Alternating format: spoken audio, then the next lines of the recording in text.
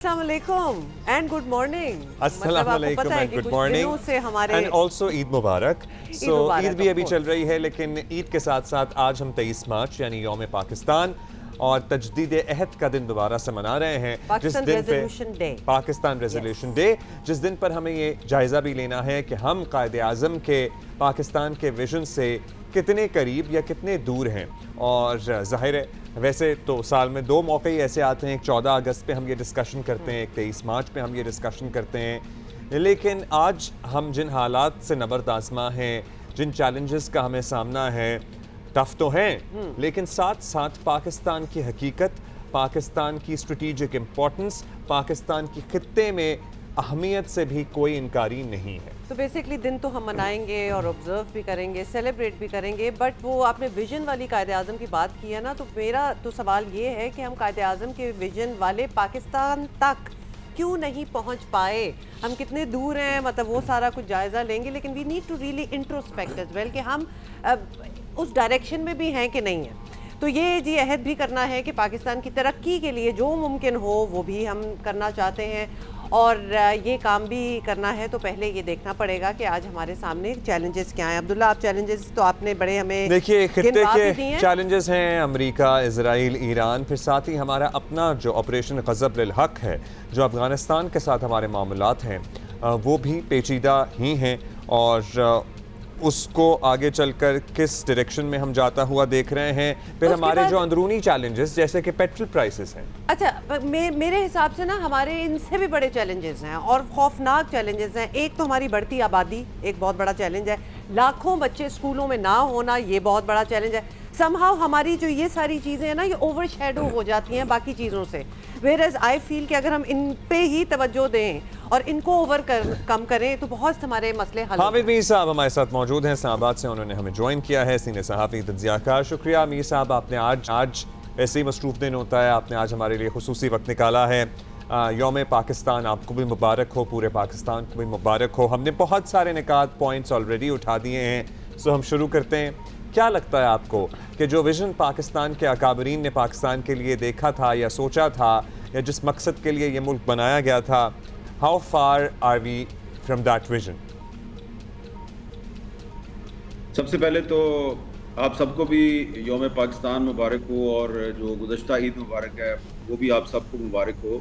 देखें, ये जो यौम पाकिस्तान है ये हम मनाते हैं जो 1940 में लाहौर में एक ऑल इंडिया मुस्लिम लीग का इजलास हुआ था, उसकी याद में, जो 22, 23 और 24 मार्च को 3 दिन तक जारी रहा था। तो वो जो इजलास था उसमें जो रेजोल्यूशंस मंजूर हुई थी, एक रेजोल्यूशन मंजूर नहीं हुई थी, 4 रेजोल्यूशंस थी। और उस इजलास में जो कायदे आज़म मोहम्मद अली जिन्ना का जो खुतबा सदारत था, प्रेसिडेंशियल एड्रेस था, वो बड़ा इंपॉर्टेंट है। अब ये एक बड़ी ही अहम और इम्पॉर्टेंट बात है कि जो आपने भी अपने इब्तदाई गुफ्तगू में जिक्र किया है कि आज का पाकिस्तान जो है, क्या वो कायदे आज़म के विजन के मुताबिक है या नहीं है। तो अब्दुल्ला साहब और हुमा साहिबा, जो 23 मार्च 1940 को जो रेजोल्यूशन मंजूर हुई थी, वो जो इजलास था उसमें जो खुतबा सदारत था कायदे आज़म का, आज के पाकिस्तान के मसाइल से उसका बहुत ही गहरा ताल्लुक, इंटरनेशनल रिलेशन से, सिचुएशन से उसका बहुत गहरा ताल्लुक है। पहली बात तो यह है कि हमने ज्यादती ये की है अपने साथ भी और कायदे आज़म के विजन के साथ भी, कि हम सिर्फ एक रेजोल्यूशन का जिक्र करते हैं जबकि 4 रेजोल्यूशन मंजूर हुई थी। हम सिर्फ रेजोल्यूशंस का जिक्र करते हैं, खुतबा सदारत की बात ही नहीं करते जो कायदे आज़म ने वहाँ पे खुतबा सदारत दिया था। सबसे इम्पोर्टेंट बात यह है कि कायदे आज़म का जो विजन था उसमें जो उनका खुतबा सदारत था और जो रेजोल्यूशन थी 23 मार्च 1940 की, उसमें जो माइनॉरिटीज़ थी, अक़लीतें थी, उनके हकूक़ के तहफ़्फ़ुज़ का वादा किया गया था। और एक जो बहुत इम्पोर्टेंट नुक्ता है, मैं बड़ी माजरत के साथ अर्ज़ कर रहा हूँ कि हमें कम से कम आज इस बात का एतराफ़ करना चाहिए कि हम 1940 के उस रेजोल्यूशन को मंजूर करवाने में जो बहुत से रहनुमा उनका जिक्र करते हैं, 2 रहनुमाओं का हम जिक्र नहीं करते। एक थे क्रिश्चियन लीडर थे जिन्होंने कि फिर बाद में पाकिस्तान के हक में पंजाब असम्बली में वोट भी दिया था, उनका नाम था दीवान बहादुर SP सिंगा क्रिश्चियन थे, पंजाब असम्बली के स्पीकर थे, 23 मार्च 1940 के इजलास में भी शामिल थे। और उसके बाद जब 1947 में मौका आया कि पंजाब जो है इसको वेस्ट पंजाब को पाकिस्तान में शामिल किया जाए या ना किया जाए, लाहौर यानी कि लाहौर शहर अगर आज कहते हैं आप पाकिस्तान का दिल है, तो ये अगर पाकिस्तान में शामिल हुआ तो ये 3 क्रिश्चियंस के वोट थे, जिसमें के जो स्पीकर थे ये क्रिश्चियन थे,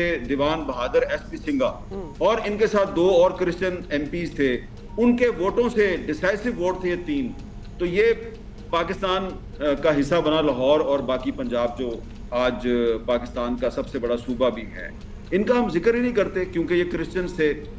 अच्छा, दूसरी बात ये है कि इसको अब आप और मैं कहते हैं लाहौर रेजोल्यूशन, यौम पाकिस्तान भी मनाते हैं हम, लेकिन उस वक्त ये लाहौर रेजोल्यूशन थी। कायद आज़म के खुतबा सदारत में रेजोल्यूशन में कहीं पाकिस्तान का जिक्र नहीं था। सिर्फ एक शख्सियत थी जिसने के उस दिन 23 मार्च को अपनी तकरीर में लफ्ज पाकिस्तान इस्तेमाल किया, और वो एक खातून थी। और वो खातून कौन थी? मौलाना मोहम्मद अली जौहर की अहलिया थी, अमजदी बानो बेगम मौलाना मोहम्मद अली जौहर, जिनको के कायद आज़म ने मुस्लिम लीग के शोबा ख़वातीन की जिम्मेदारी दी थी और उसी दिन अनाउंसमेंट भी की थी। तो अब देखें, अक़लीतों के हकूक़ और जो ख़वातीन के हकूक़ हैं, वो आप देखें तो पाकिस्तान में उनको वो अहमियत नहीं मिली जो कि उसको मिलनी चाहिए। और तीसरी अहम बात यह है कि जो मोहम्मद अली जिन्ना थे, उनको कायद आज़म का खिताब किसने दिया? बहुत से लोग ये जानते ही नहीं है। वो कायद आज़म लगे रहते हैं, लेकिन ये बताते नहीं कि भाई मोहम्मद अली जिन्ना को कायद आज़म कहा किसने था। तो वो एक जर्नलिस्ट थे और उनका नाम था मौलाना मोहम्मद अली शेरकोटी थे। मौलाना मज़रुद्दीन थे, अल अमान अखबार के एडिटर थे, और उन्होंने मोहम्मद अली जिन्ना को 1937 में कायद आज़म का खिताब दिया। और कायद आज़म जो है उनका क्या ताल्लुक था जर्नलिज्म के साथ, मीडिया के साथ? 2 अखबार उन्होंने जारी किए, एक दिल्ली से और एक बम्बई से। तो आज के पाकिस्तान में जो इस वक्त मीडिया की जो सूरत हाल है वो भी आप देख लें। और द मोस्ट इम्पॉर्टेंट थिंग कि 23 मार्च को एक रेजोल्यूशन मंजूर नहीं हुआ, तो दूसरी रेजोल्यूशन मंजूर हुई थी 24 मार्च को, वो फलस्तीन के बारे में थी। आप देखें विजन कायद आज़म का कि उन्होंने 1940 की उस मीटिंग में रेजोल्यूशन मंजूर करवाई फलस्तीन के हक में, और वार्निंग दी ब्रिटिश गवर्नमेंट को कि अगर आपने फलस्तीनियों के साथ ज्यादती की तो हम फलस्तीनियों का साथ देंगे।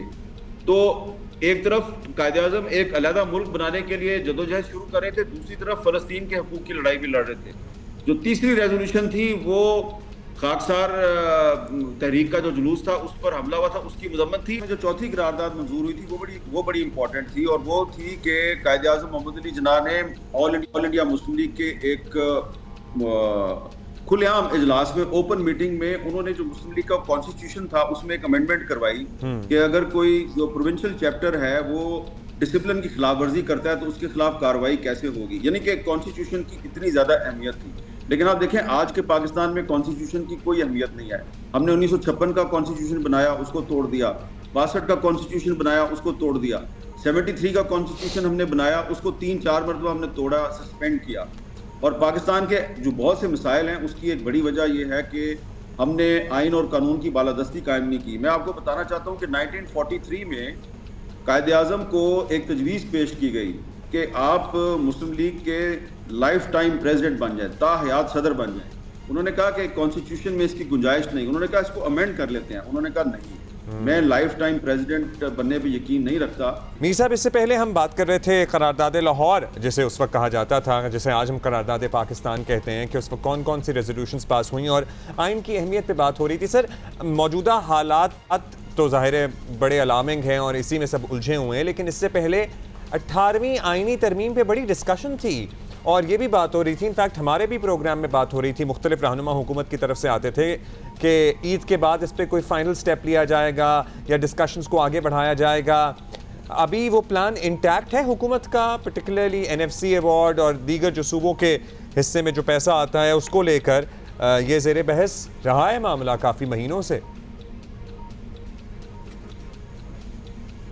जी अब्दुल्ला साहब, जो 18वीं तरमीम थी ना, उसमें ये NFC अवार्ड और जो सूबों के हकूक थे उसकी बात थी, लेकिन उसमें तरमीम के लिए कोशिश की गई, पहले 26वीं तरमीम में, फिर 27वीं तरमीम में, तो उस पर पीपल्स पार्टी नहीं मान रही थी।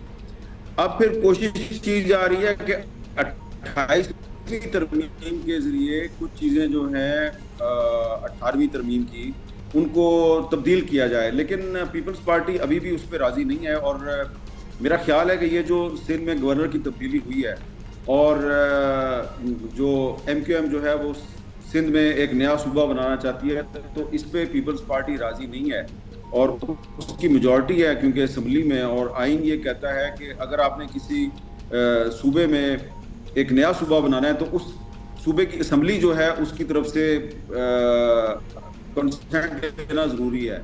तो वो तो मेजॉरिटी उसके लिए ज़रूरी है, जो कि सिंध असम्बली में नहीं है। मुझे लगता है कि पीपल्स पार्टी की डिमांड जो ये थी कि जी नए सूबे, वो कहते हैं आप पंजाब में बना लें, आप खैबर पख्तूनख्वा में बना लें, लेकिन आप सिंध में नहीं बना सकते। तो मुझे लगता है कि इस पर पीपल्स पार्टी जो है उसका मुस्लिम लीग नून के साथ इत्तेफाक नहीं हो रहा, और क्योंकि पीपल्स पार्टी का नंबर ज़्यादा है और मुस्लिम लीग नून को उसकी ज़रूरत भी है, तो इसलिए शायद MQM का गवर्नर भी हटा दिया गया और मुस्लिम लीग नून का गवर्नर लाया गया।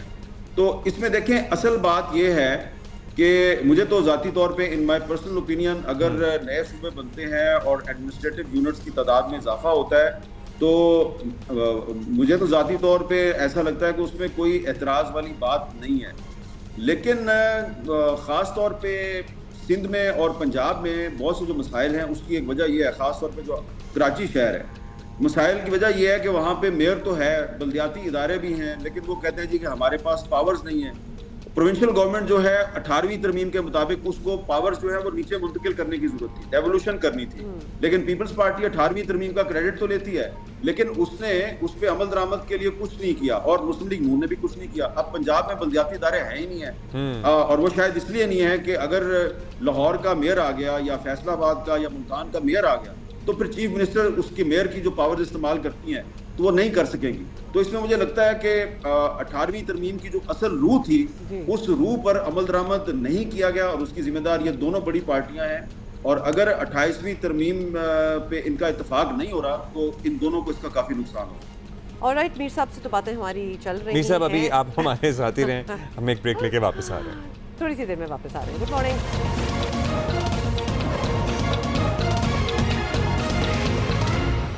वेलकम। अच्छा जी, एक और इशू पे जंप मारते हैं। जो हालात इस वक्त बने हुए हैं हमारे रीजन के, जिसका हम हिस्सा हैं, एक तो हमारी अपनी एक जंग चल रही है अफ़गानिस्तान के साथ, उसके बाद फिर ईरान, इजराइल, अमेरिका और इजराइल का हमला करना ईरान पे, और उसके जो रेपरकशंस हुए हैं, अब वो सारे मुल्क जो हैं they are very close to Pakistan के बड़े अच्छे ताल्लुकात हैं इन मुल्कों के साथ। येट इस सारी सिचुएशन में पाकिस्तान की वो पोजीशन नहीं है जहां वो कोई मुस्बत एक्शन ले सके, कोई मीडिएशन कर सके।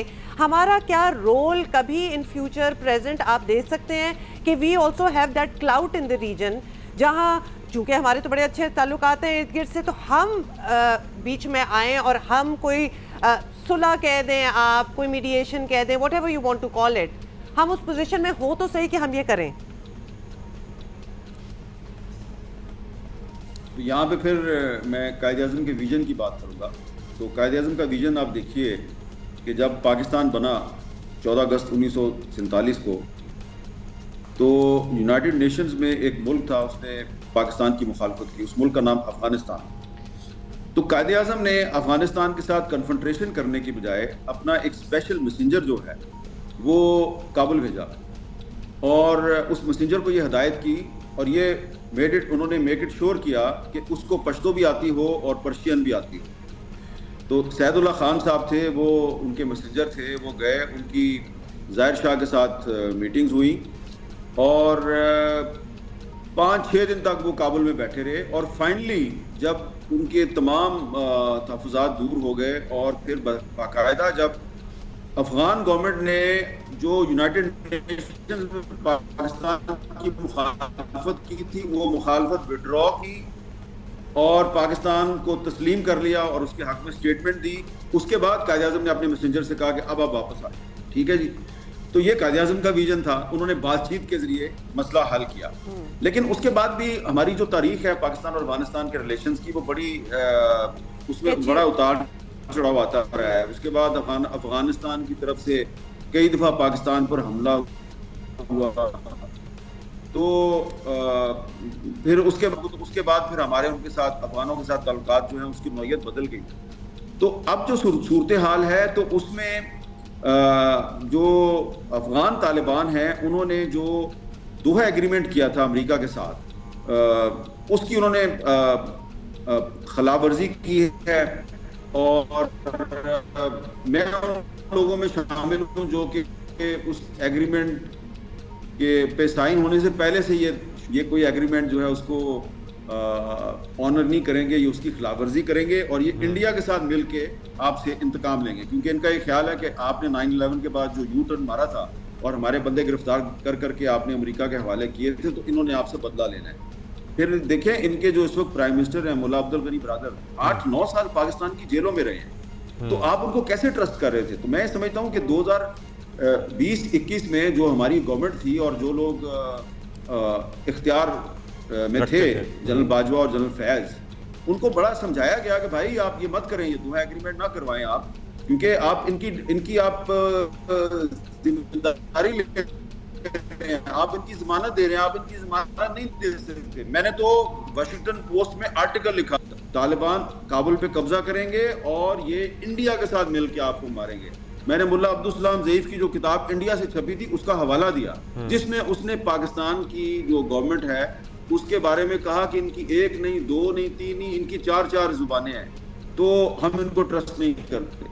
तो पता नहीं क्यों उनको ट्रस्ट किया गया। तो इसमें मैं समझता हूँ कि उस वक्त भी ट्रम्प साहब की हुकूमत थी, उनको खुश करने के लिए ये सब कुछ किया गया। तो और जो जहाँ तक ईरान का मामला है, तो ईरान जो है, मेरा ख्याल है कि कायद-ए-आज़म से बड़ा कोई एंटी इंपीरियलिस्ट साम्राज्य दुश्मन लीडर इस पूरे रीजन में नहीं था। और अगर कायद-ए-आज़म आज जिंदा होते, तो जैसा कि मैंने आपको पहले भी बताया कि जो 23 मार्च 1940 की जो रेजोल्यूशन थी उसमें उन्होंने फ़लस्तीनियों की हमायत की थी। और इस वक्त जो ईरान पर हमला किया है अमेरिका ने और इजराइल ने, उसकी वजह का मसला है फ़लस्तीन है, क्योंकि ईरान जो है वो गजा में अगर कायद-ए-आज़म आज जिंदा होते तो आज भी वो इजराइल को तस्लीम ना करते। तो मैं समझता हूँ कि हमारे तमाम मसाइल का हल जो है वो कायद-ए-आज़म के विजन में है, आइन और कानून की बालादस्ती में है। हम जो आप जिक्र कर रहे हैं कि क्या इस पोजीशन में है कि हम कोई रिकॉन्सिलिएशन करवा सके, मेरा ये ख्याल है कि पहले हम कायद-ए-आज़म के विजन को समझ लें, जो किरारदाद लाहौर है उसकी असल रूह को समझ लें, पहले हम के अंदर हम आपस में मुफाहमत कर लें, क्योंकि हम तो पाकिस्तान में एक दूसरे की सर अंदर की मुफाहमत से याद आया, ज़ाहिर है जब अंदर की मुफाहमत की बात आती है तो पीटीआई और बानी पीटीआई की ज़रूर बात होगी, और ईद के बाद की सियासत ज़ाहिर है उस पर ज़रूर रोशनी हम चाहेंगे कि आप डालें कि क्या हालात आपको बनते हुए नज़र आ रहे हैं। मुलाकातों पर ताहाल पाबंदी है, सख्तियाँ उसी तरह बरकरार हैं, यूं ही ये मामला चलेगा आगे या कुछ नरमी होगी और कोई मुफाहमत की राह यहाँ भी निकलेगी?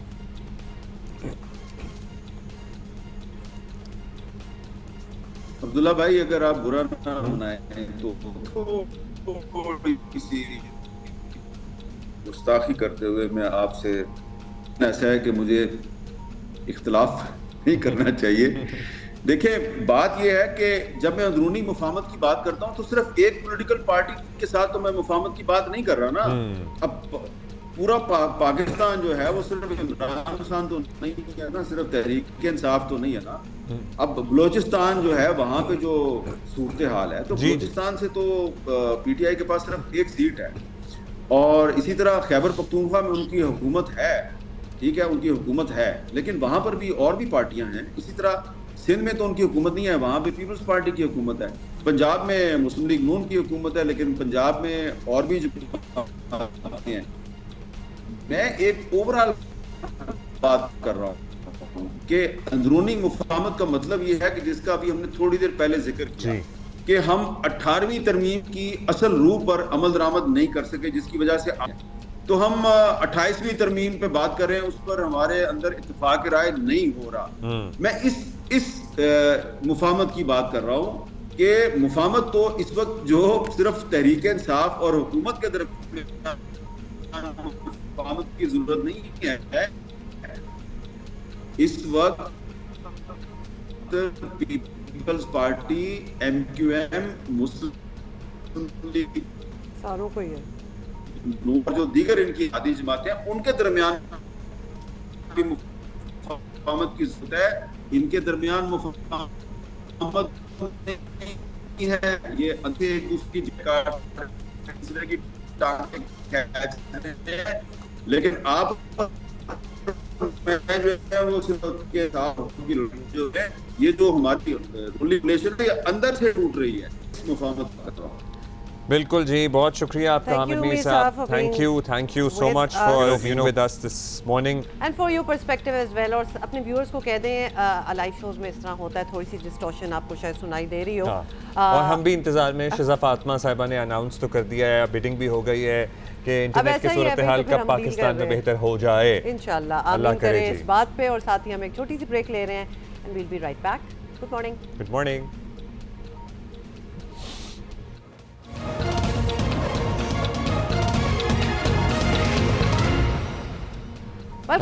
Welcome back. अच्छा जी, अब पाकिस्तान जो है, मतलब ये तो हर किसी को अब समझ आ जानी चाहिए बात कि पाकिस्तान समेत दुनिया इस वक्त मौसमियाती तब्दीलियों के शदीद असरात का सामना कर रही है और पाकिस्तान को भी मौसमियाती तब्दीलियों से निपटने के बड़े चैलेंज का सामना है। और ऑब्वियसली मुतासरा मुल्कों में, मेरा ख्याल है मुतासरा मुल्कों में भी हम प्राइम लेवल पे हैं, हम बड़े टॉप पे हैं सर्टनली। और वैसे तो पूरी दुनिया के तमाम ही मुल्कों को अफेक्ट कर रहा है, मतलब जहाँ बर्फबारी होती है, सर्दी पड़ती है, वहाँ एक्सट्रीम लेवल्स क्रॉस हो रहे हैं बर्फबारी के। जैसे कनाडा में 40 साल और रिकॉर्ड टूटा है बर्फबारी का। जहाँ गर्मी पड़ती है वहाँ सैलाब आते हैं, इतनी बारिशें होती हैं कि कंट्रोल नहीं हो पाता। और दौरानिया भी कहीं बहुत ज्यादा एक्सटेंडेड है, कहीं बहुत ज्यादा शॉर्ट है, हर चीज जो है वो बदलती है। लेकिन दुनिया में अभी भी ऐसे वर्ल्ड लीडर्स मौजूद हैं और इस वक्त तो दुनिया में बहुत बड़े बड़े अपने आप को मतलब वर्ल्ड लीडर्स ऐसे मौजूद हैं जो इसको कोई मसला समझते ही नहीं है, जैसे कि सदर ट्रंप।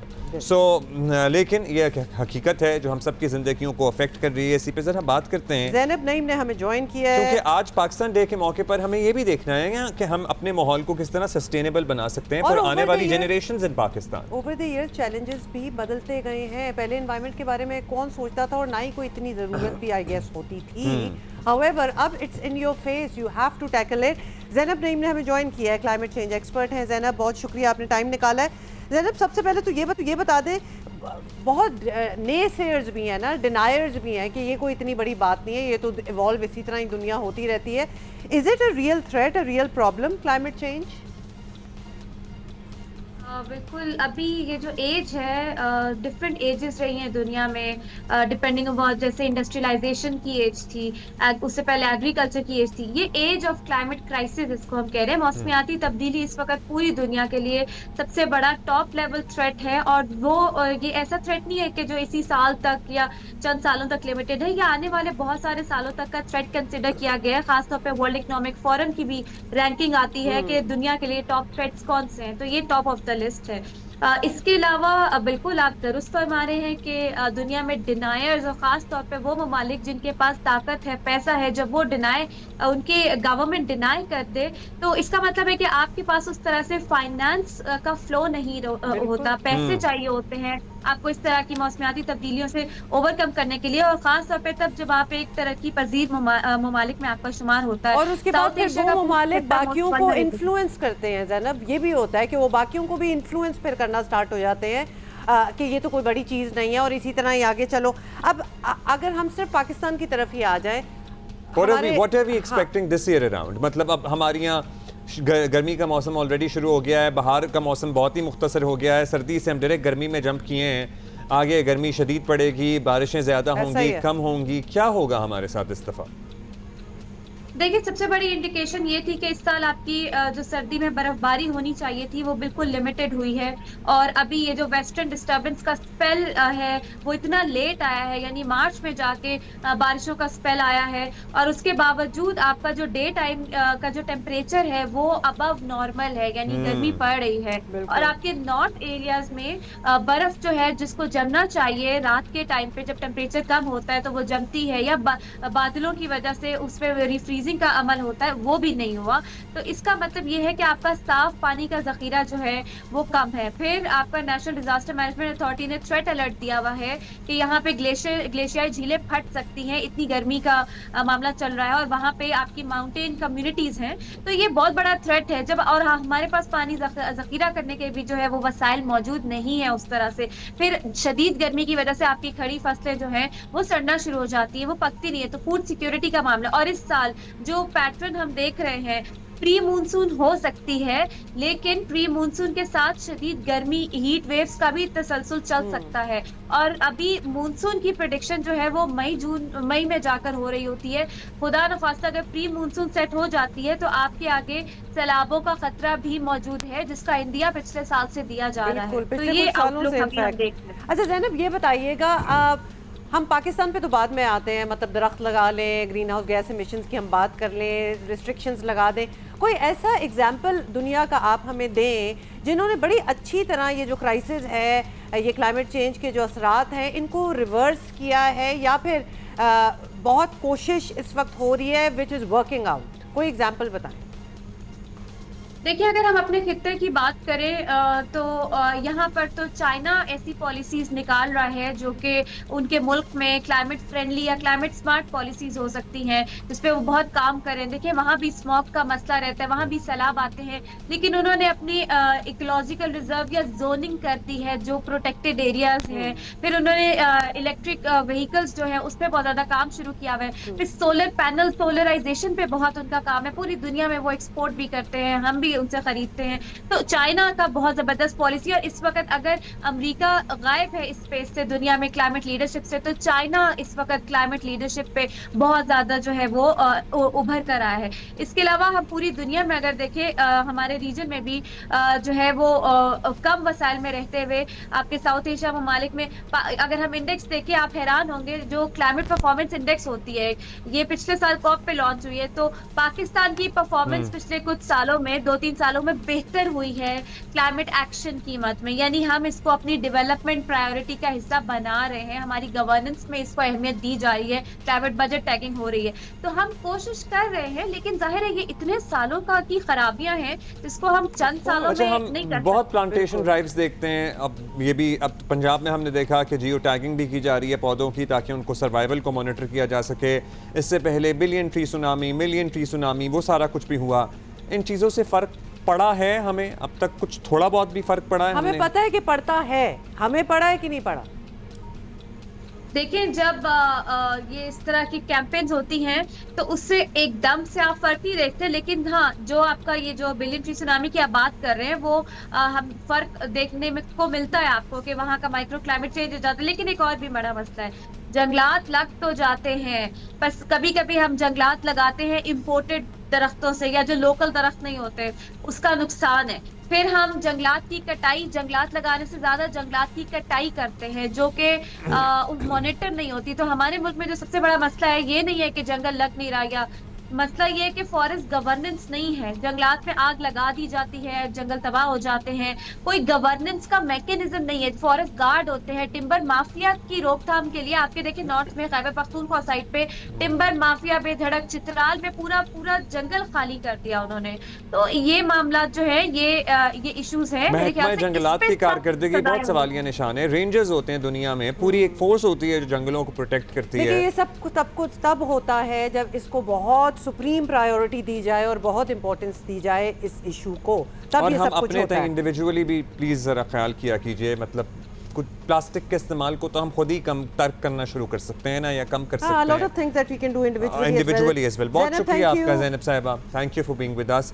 ये बाकी हम एक रिमाइंडर करना चाहते हैं कि बाकी तो जंगें चल रही हैं, ये चैलेंजेस हैं जो एंड में ये हमें अपनी आबी हयात को महफूज बनाना है, हमें अपने एनवायरनमेंट को, अपने क्लाइमेट को महफूज बनाना है, हमें हर शख्स को अपना हिस्सा डालना होगा। And these are things that you don't have to जी हुकूमत करे, नहीं, हम लिटरली एक बंदा जो है वो कंट्रीब्यूट कर सकता है। And also there has to be a balance between the आबादी एंड द रिसोर्सेज हमारे खत्म होते जा रहे हैं, आबादी हमारे बम की तरह बढ़ती चली जा रही है, फटती चली जा रही है। सो अभी मैं देख रहा था रमज़ान के दौरान जो शोज़ होते हैं जिसमें इनामात बांटे जाते हैं, तो आवाज़ें लगती थी किसी के 8 बच्चे तो आ जाएं, 6 तो आ जाएं। ये तो इनाम देने वाली बात नहीं है जिसके 8-10 बच्चे। ये 1-2 नहीं होते थे, दर्जनों लोग ऐसे खड़े हो जाते थे जिनके इतने ही बच्चे हैं।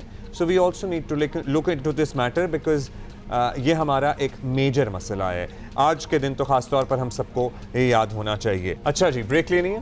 ब्रेक ले लेते हैं बिल्कुल, लेकिन बहुत से इंटरेस्टिंग गेस्ट हैं हमारे पास और कुछ म्यूजिक भी है आज, but before that let's take a short break. See you in a while.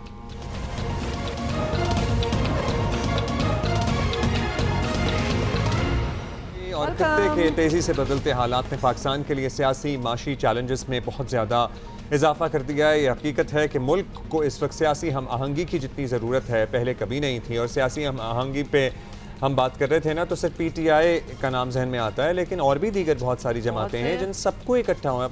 Balochistan में बहुत सारी जमातें हैं। लेकिन बदकिस्मती से अब्दुल्ला, ऐसे मुश्किल तरीन हालात जो इस वक्त हम देख रहे हैं दुनिया में भी और हमारे यहाँ भी, उसमें भी हुकूमत और अपोजिशन के दरमियान कोई ऐसा इशारा नहीं मिल रहा कि मामलात जो हैं वो मेज़ पर बैठकर हल किए जाएं। So that is actually disappointing. वज़ीर आज़म शहबाज शरीफ समेत हुकूमत के कई अहम ओहदेदारों की तरफ से अपोजिशन को मुज़ाकरात की दावत दी, लेकिन बात नहीं बन सकी और अपोजिशन की जानिब से मुज़ाकरात पर आमादगी का इजहार तो किया जाता है, मतलब इन प्रिंसिपल सारे बात करने को राज़ी होते हैं, बट अमली तौर पर कोई ठोस कदम नहीं लिया जाता। दोनों एक दूसरे पर मुज़ाकरात में संजीदा ना होने का इल्ज़ाम भी लगाते आए हैं। अब भी देर नहीं हुई है, हम तो यही कहेंगे ख़ास तौर पर हुकूमत को अपोजिशन को इंगेज करके अपनी कोशिशें तेज़ करनी चाहिए। इसी में सर्टनली आज यौम पाकिस्तान के मौके पर हम कहेंगे कि जमहूरियतें इसी तरह परवान चढ़ती हैं, इसी में मुल्क का फ़ायदा भी है। सेनेटर राना सनाउल्लाह हमारे साथ मौजूद है, मुशीर हैं वज़ीर आज़म की बराए सियासी उमूर। क्योंकि हम उनसे अक्सर ईद पे तो बात करते ही रहते हैं। सेनेटर साहब, thank you so much. Rana साहब, आपने हमारे लिए टाइम निकाला है। अक्सर ऑब्वियसली हमारी बात ईद पे होती है, वैसे भी होती रहती है, लेकिन आज तो यौम पाकिस्तान भी है और वो दिन है जिस पर हमें ये अहद करना चाहिए कि मुल्क की तरक्की के लिए सबको साथ लेकर चलेंगे। Unity sir, unity. तो ये हमारा पैग है। तो हुकूमत कभी जो है वो हर मामले पर हर एक से मुज़ाकरात के लिए तैयार नज़र आती है, कभी वो दरवाजे जो हैं वो अचानक बंद भी हो जाते हैं। मतलब आजकल बताइए स्टेटस क्या चल रहा है? हम ये समझें दरवाजे खुले हुए हैं, दरवाजे बंद हैं? जी बिल्कुल दुरुस्त है कि यौम पाकिस्तान पे हमें ये अहद भी करना चाहिए और इसके लिए अमली इक़दाम भी करने चाहिए कि पाकिस्तान के लिए सबको जो है वो एक दूसरे के साथ भी और पाकिस्तान के साथ भी तावन करना चाहिए। तो इसमें दरवाज़े जो हैं वो एकदम बंद होने वाली बात जो है वो किसी और तरफ से है, बल्कि एकदम बंद होने वाली बात नहीं है, वहाँ पे हमेशा से बंद है। हमारी तरफ से तो पॉलिटिकल डायलॉग के लिए, सियासी मुज़ाकरात के लिए या सियासी मामला फहमी के लिए जो है वो हमेशा दरवाज़े खुले रहे हैं। जब हम अपोजिशन में थे उस वक्त भी हमारा यही मौक़िफ़ था कि सियासत जो है वो डायलॉग से आगे बढ़ती है, डेडलॉक से नहीं। आज भी हमारा यही मौक़िफ़ है। लेकिन दूसरी तरफ से हमेशा मामलात को पॉलिटिकली बैठ के हल करने से इनकार रहा है और वो इस इनकार को नरेट इस तरह से करते हैं कि जैसे जी हम डट गए हैं और हम किसी डील से जो है वो इनकारी हैं। हालांकि वो डील से इनकारी नहीं है। वो 2018 में भी डील के ज़रिए से ही बरसे इक़्तिदार आए थे और अब भी वो डील करने के लिए तैयार हैं, इस्टेब्लिशमेंट के साथ मुज़ाकरात करने के लिए भी तैयार हैं। लेकिन उस तरफ से जो है वो उन्हें कोई डील या डील नहीं मिल रही। जहाँ तक सियासी जमातों का तल्लक है या पॉलिटिकल गवर्नमेंट का तल्लक है, तो हमारी तरफ से तो हमेशा दरवाज़े खुले रहे हैं और अब भी प्राइम मिनिस्टर साहब की जो ऑफ़र थी उन्हें कि आएँ बैठें, हमें डायलॉग करना चाहिए, बल्कि उन्होंने जो है वो यौम आज़ादी पे जो कहा था कि आएँ, अपने सियासी और ज़ाती जमाती मफादात को, मुतालबात को एक तरफ रखें और पहले हम इस्तेहकाम पाकिस्तान के लिए इकट्ठे हों। तो जब इस्तेहकाम पाकिस्तान होगा, पाकिस्तान मजबूत होगा, तो फिर सभी मजबूत होंगे। तो वो ऑफ़र जो है वो अभी तक जो है वो कायम है, उसको किसी ने विड्रॉ नहीं किया। तो तो अब भी उन्हें चाहिए कि वो कदम आगे बढ़ाएं और आगे बैठें गवर्नमेंट के साथ। अच्छा, बस यही है, वो कहते हैं, आप कहते हैं जी उन पे ज़्यादा जिम्मेदारी है, आप वज़ीर आज़म पाकिस्तान मुतअद्दिद दफ़ा और आप सब लोग कोशिशें कर चुके हैं लेकिन उस तरफ से संजीदगी का मुज़ाहरा नहीं किया जाता। वहाँ पे कहते हैं कि हुकूमत की नीयत ठीक नहीं है। खैर, राना साहब, आलमी हालात भी हम सब के सामने ही हैं। हम इन हालात के तनाजुर में पाकिस्तान की पोजीशन शायद दुनिया में बहुत ज़्यादा हसास भी है। हमें अमेरिका, चीन दोनों को साथ रखना है। खलीजी ममालिक, ईरान भी हमारे लिए अहम हैं, मोतबर हैं, करीब हैं। इसके साथ साथ सऊदी अरेबिया है और इसके लिए मुल्क में सियासी क़यादत का एक पेज पर होना बहुत ज़रूरी है। Do we all realise this? क्या अपोजिशन के साथ ऐसे राबते हैं या कोशिश की गई है कि वो भी कौमी बयानिए के साथ रहें? देखें, कौमी बयानिए के साथ रहना तो हर सियासी जमात का फ़र्ज़ है। जिस जमात ने भी आईने पाकिस्तान के तहत ख़ुद को रजिस्टर्ड करवाया है, सियासत में हिस्सा ले रही है, वो किसी पे एहसान नहीं है। हर किसी को जो है वो पाकिस्तान के बयानिए के साथ जो है वो खड़ा होना चाहिए, पाकिस्तान के साथ खड़ा होना चाहिए। बाकी हुकूमत ने जो है वो सभी को ऑन बोर्ड लेने की कोशिश की है। इससे पहले भी हमने अपोजिशन को वज़ीर आज़म की एडवाइस पे, उनकी डायरेक्शन पे मैं ख़ुद गया था लीडर ऑफ द अपोजिशन से एक वफ़द की सूरत में। मेरे साथ डॉक्टर तारक फजल भी थे, तो हम जाके उनसे मिले हैं, उनसे रिक्वेस्ट की है, अब दोबारा भी करेंगे। तो उन्हें चाहिए कि वो इस इशू के ऊपर जो है वो बैठें। दरअसल उन्हें या इस बात की समझ नहीं है या पता नहीं उनको कौन इस बात के ऐसे जो है वो सही तरीक़ाकार पे आने नहीं देता कि वो हर मामला जो है वो एक ही तरफ को घुमा देते हैं। कभी मुलाकात और कभी जो है वो अपना मैंडेट। तो उन्हें चाहिए कि वो अपने जमाती मौक़िफ़ से या अपने ज़ाती मौक़िफ़ से जो है वो हट के पाकिस्तान के लिए बात करें, पाकिस्तान के लिए बैठें। तो जब वो बैठेंगे तो बाकी चीज़ें भी जो है वो आसान होती चली जाएंगी, बाकी चीज़ों पे भी रास्ते जो है वो खुलेंगे। जब आप डेडलॉक का शिकार हो जाते हैं तो फिर जो है वो सारी चीज़ें जो है ना वो फिर उसी तरफ जो है वो टर्न हो जाती हैं। तो हमारी तो कोशिश है कि उन्हें जो है वो इंगेज किया जाए। आप देखते हैं कि ईद की इन छुट्टियों के बाद जो है वो जब मिलते हैं तो उसके ऊपर फिर क्या सूरत हाल होती है। आप ये कह रहे हैं कि बाकी बातें करें, फिर मुलाकात की भी बात हो जाएगी। सर वो कहते हैं मुलाकात पहले करा दें फिर बाकी। मुलाकात वाला वैसे मुतालबा है तो लेजिट होनी लेकिन तो चाहिए। राना साहब, रमज़ानुल मुबारक के दौरान तहरीक इंसाफ का एक रिवायती सा बयानिया तो चला, लेकिन ये फ़र्क वाज़े देखा गया बाय द वे कि केपी हुकूमत वफाक के साथ ताउन भी कर रही है, बयानात में नरमी भी थोड़ी सी हमने देखा है कि आ चुकी है, धमकियाँ ऐसी ख़ास भी नहीं रही if you come to think of it. तो अगर ये फ़र्क हुकूमत को भी नज़र आ रहा है तो क्या ये चांस है कि अब इमरान खान की मुलाकातों वाला सिलसिला जो है उसमें कोई रिलीफ मिले तो बात आगे चले? देखिए, मुलाकातों का मामला जो है वो अलहदा से है। मुलाकातें जो हैं वो कोई इस वजह से ना बंद हुई हैं ना खुलने वाली हैं। मुलाकातें जो हैं वो उनका एक अलहदा SOP है, उसके अलहदा रूल्स हैं, रेगुलेशन हैं। उन मुलाकातों को आप अदारों को गालियां देने के लिए, अदारों के सरबराहों को जो है वो मुतनाज़ा बनाने के लिए और अदारों के अंदर जो है वो एक मनफी सोच जो कि बहुत ही नेगेटिव चीज़ है, और ख़ास तौर पे ऐसे हालात में जिन हालात से पाकिस्तान गुज़र रहा है।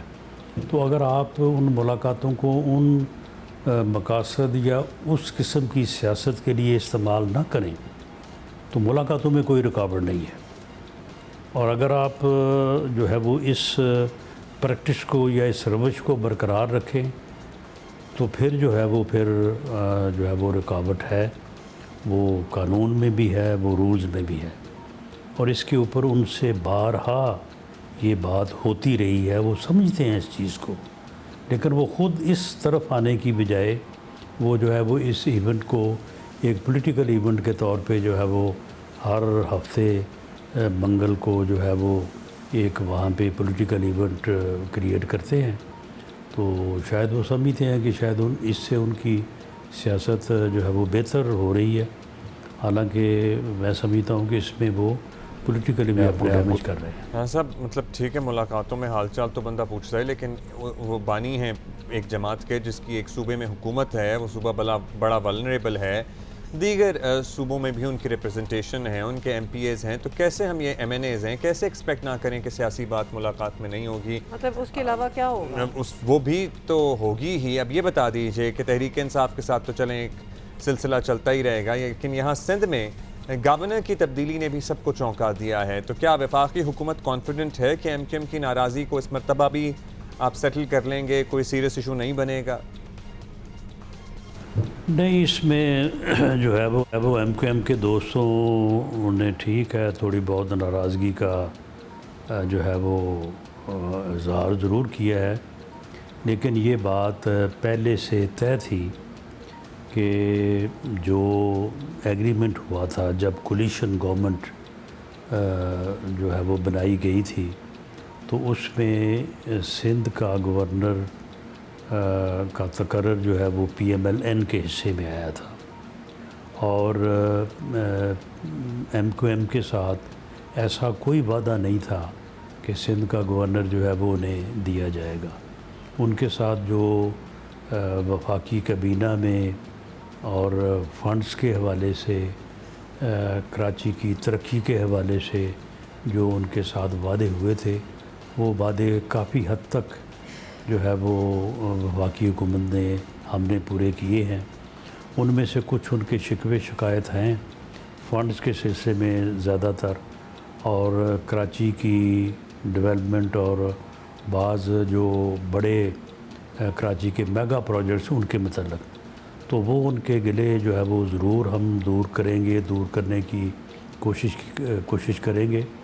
लेकिन ये गवर्नर का जो है ओहदा ये उस एग्रीमेंट में शामिल नहीं था और इसलिए MQM इसके ऊपर मेरा नहीं ख्याल कि कोई ज़्यादा जो है वो तरद्दुद करेगी, और उनका ये मुतालबा भी नहीं था। ये बात भी ऑन रिकॉर्ड है कि उनका ये बिल्कुल मुतालबा नहीं था। उनका मुतालबा जो था वो वफाकी काबीना में शामिल होने का भी बल्कि नहीं था। वो हमारी तरफ से उनको ये ऑफ़र किया गया कि आप काबीना का हिस्सा बने। उनका मुतालबा कराची के बाज़ मेगा प्रोजेक्ट्स और डेवलपमेंट के हवाले से था, तो वो हमने पूरी कोशिश की है पूरा करने की, और उसमें जो कमी कोताही रह गई है वो इंशाअल्लाह ताला अब जब दोबारा ये बजट की तैयारी शुरू होने वाली है नेक्स्ट ईयर की, तो उसमें इंशाअल्लाह ताला उनको पूरी तरह से कंपनसेट करेंगे। नहीं, that's good to know that you have a way forward with that. वो सिर्फ तरीक़ेकार का था कि वो बताए बगैर उनको हटा दिया गया। वो एक्चुअली सिर्फ उन्हीं के लिए नहीं था, हर किसी के लिए एक सरप्राइजिंग बात थी। पहले कोई इंटिमेशन थी ही नहीं, सीरियसली नहीं, दैट वाज इट। अच्छा ये बताएं, छोड़ें सब कुछ, साहब के आखिर में हम ज़रूर आपसे जानना चाहेंगे कि 28वीं तरमीम कब आ रही है, क्योंकि सुना तो था कि ईद के फौरी बाद ही कुछ एक्टिविटी देखी जाएगी। आपने कहा था इनफैक्ट। हाँ बिल्कुल, एग्जैक्टली आपने कहा था। तो अभी भी तैयारी है, यही इरादा है आपका? इसमें 28वीं तरमीम जो है इसमें कुछ चीज़ें हैं जिनके ऊपर 28वीं तरमीम में काम हो रहा है। तो उसमें बुनियादी तौर पे PMLN की क़यादत ने और वज़ीर आज़म ने यह तय किया है कि कंसेंसस से होगी, और वैसे भी कंसेंसस के बगैर हो भी नहीं सकती, मुमकिन भी नहीं है, नंबर भी नहीं है। तो इसलिए देखें, अगर बाज़ चीज़ें ऐसी हैं कि जिनके ऊपर कंसेंसस करीब है, तो अगर कोई कंसेंसस हासिल हो जाता है तो इंशाअल्लाह ताला 18वीं तरमीम जल्द आ जाएगी। थैंक यू राना साहब, thank you for being with अस। आज आप लोगों का भी मसरूफ दिन होता है, सो आपने हमारे लिए वक्त निकाला, अच्छा लगा हमें।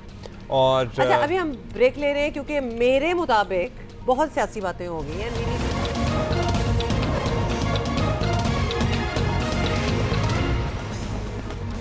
Welcome, and if you guys are just joining us, we are doing a very special show today. और आज हमने बहुत से लोगों से बातें भी करनी है, थोड़ा सा म्यूज़िक भी करना है. अच्छा, म्यूज़िक के हवाले से आपको कुछ बताना चाहते हैं. This is something that we got exposed to जब मैं और अब्दुल्ला गए हुए थे Lahore for our Basant shows. अच्छा, सुरताल हम बिखेरेंगे भी यहाँ पे, लेकिन सुरताल के नाम से एक एकेडमी भी है जो पाकिस्तान में टैलेंट को, रॉ टैलेंट को नर्चर कर रही है. बच्चों को एक सेफ, एक अच्छे माहौल में बच्चों को, बच्चियों को मौसीकी सीखने का मौका मिल रहा है. और ज़िया साहब ये एकेडमी चलाते हैं और क्या कमाल चलाते हैं, और क्या सुप्रीम टैलेंट यहाँ से प्रोड्यूस हो रहा है. हम तो थोड़े से शौक में चले गए थे, हम फैन हो गए थे जैसे ही हमने इनको पहली बार सुना था, और फिर हम सुनते ही रहे थे while we were in Lahore. Via video link और तभी हमने सोच से लिया था कि आपसे मुलाकात. हमारे साथ मौजूद हैं दाऊद और मोमिना बतूल, मोहम्मद दाऊद और Momina Batool. Welcome to Geo Pakistan. Good morning आप दोनों को. कैसे हैं बच्चों? और बताइए, दाऊद आप बताएं.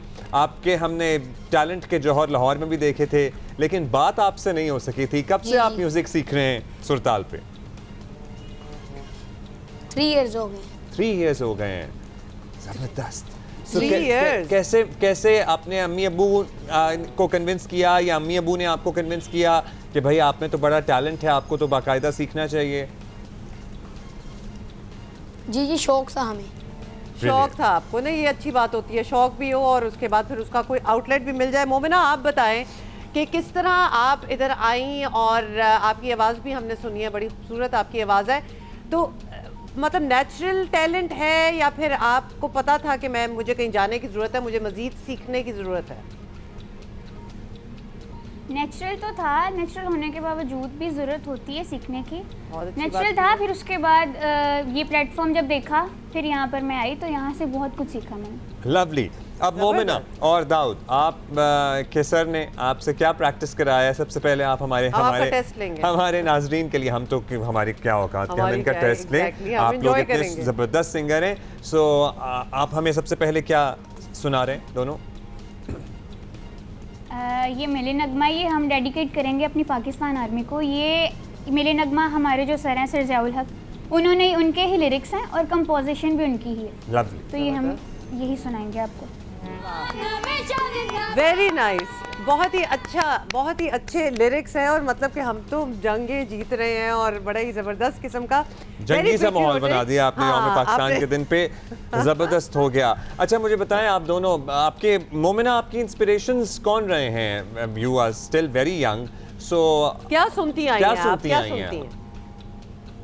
मैं सूफ़ी ज़्यादातर सुनती थी, और मैं वैसे तो मैडम नूरजहान को बहुत ही सुना है, और लेकिन मेरी जो इंस्पायरेशन है वो मैम सनम मारवी जी हैं. Very nice. सनम मारवी, मतलब बड़े मुश्किल आपने लोग जो हैं वो चुने हैं. तो कभी मिली है वैसे सनम मारवी से आप?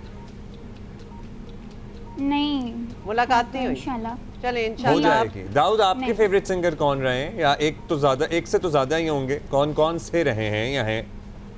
उस्ताद मुसरत फ़तेह अली साहब हैं. जी, वो तो सभी के उस्ताद हैं. वो तो उस्ताद हैं. तो आप उनको सुनते हैं और आपको लगता है कि आप उस तरह उनकी तरह गा सकते हैं? उनकी तरह गा तो नहीं सकते, लेकिन मेहनत करनी है. Very nice. और देखिए, उम्रें देखें, and there is a long way to go. Of course. अच्छा, मेरी एक फरमाइश है, एक और. मतलब कितने विलिंग टू लर्न है. ये मेरी एक और फरमाइश है, और आपको पता है हमने लाहौर में आपसे सुनी थी, उनके अंदाज़े करम, और इसी तरह सीखते रहो, तरक्की करते रहो. Thank you Surtal Academy, you know, for sending these two talented young kids to us for Jio Pakistan. और आज का हमने आपको यौम पाकिस्तान थोड़ा सुरीला भी बना दिया है थोड़ा सा, और आपने जो अपनी फरमाइश एंड में डाली है ना, उसका तो एक माहौल सेटिंग हो जाती है. ऑलराइट, होपफुली यस, सबको ये मैसेजेस याद भी रहेंगे. And that is it for today. इंशाल्लाह यौम पाकिस्तान सबको मुबारक हो. पाकिस्तान जिंदाबाद. Be responsible when you enjoy the day. We'll see you tomorrow. Bye.